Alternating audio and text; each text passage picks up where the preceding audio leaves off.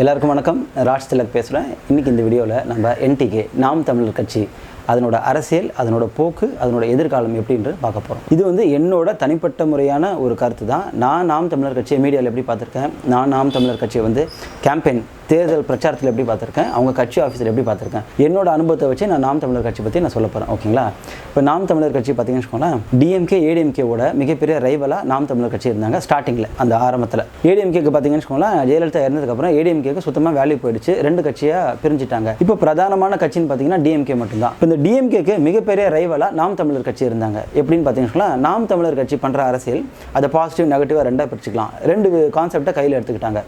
ஒன்று பாசிட்டிவ், தமிழ்நாட்டோட மண் கலாச்சாரம், மண் சான்ற ஒரு அரசியலை அவர் வந்து கையில் எடுத்தார். அதாவது இந்த மண்ணும் இந்த வளமும் இந்த கலாச்சாரமும் அழியாத வகையில் வளர்கிற வகையில் தன்னோட கொள்கை, தன்னோட நலத்திட்டத்தெல்லாம் வந்து அறிமுகப்படுத்தினார். அது மக்களுக்கு புதுசாக இருந்தது. அதுக்கு வரவேற்பு மக்கள் கொடுக்க ஆரம்பித்தாங்க.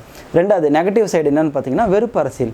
டிஎம்கே ஏடிஎம்கே பண்ணுற தப்பெல்லாம் குறை சொல்கிறது, ஸ்கேம் எல்லாம் வெளியே எக்ஸ்போஸ் பண்ணுறது. ஸ்டார்டிங்கில் இந்த வெறுப்பு அரசியல் வந்து அவருக்கு நல்லாவே கை கொடுத்தது. ஏன்னா டிஎம்கே ஏடிஎம்கே பண்ணுற தப்பு, பின்னாடி இருக்கிற ஊழல், அதெல்லாம் சொல்கிறதுக்கு ஆளே இல்லை. சீமான் வந்து தைரியமாக வெளியே சொல்ல ஆரம்பித்தார். இப்போ இதனால் எப்படி ஒரு இமேஜ் கிரியேட் ஆகுதுன்னு பார்த்தீங்களா, நான் நேர்மையானவன், நான் வந்து ரொம்ப தைரியமானவன், நான் வந்து தப்பெல்லாம் தட்டி கேட்பேன் அப்படின்ற ஒரு இமேஜ் கிரியேட் ஆக ஆரம்பிச்சிது. இப்போது இன்னொருத்தவங்களை குறை சொல்லியே தன் அறிவாளின்னு காட்டிக்கிறது, அது ஸ்டார்டிங்கில் அவருக்கு கை கொடுத்தது. பாசிட்டிவ் சைடு பார்த்தீங்கன்னா மண் சான்ற அரசியல், நெகட்டிவ் சைடு பார்த்தீங்கன்னா வெறுப்பு அரசியல், மற்றவங்களை குறை மட்டுமே சொல்கிறது. இதில் வந்து மக்கள் இம்ப்ரெஸ் ஆக ஆரம்பித்தாங்க.